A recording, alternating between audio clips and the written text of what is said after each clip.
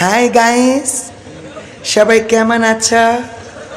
হঠাৎ করে লাইভে চলে আসলাম, কারণ কি জানো?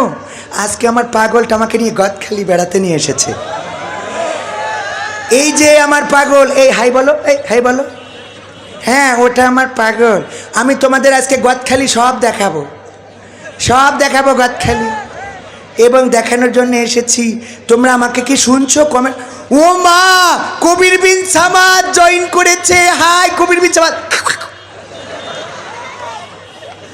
এর নাম কি ভুলাক আছে না নাই?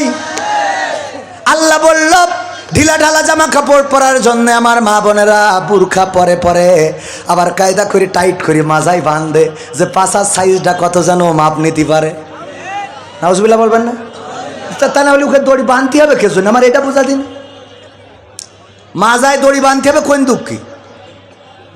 এই ঠিক বলছো হুজুর, কথা না বলি তো উপায় নেই।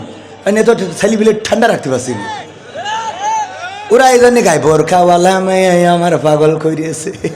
কারণ তুই যেভাবে বান্ধিছিস ওই বান্ধা সাইডে পর্যন্তই, তো আমিও তো বলছি সাইডে পর্যন্ত।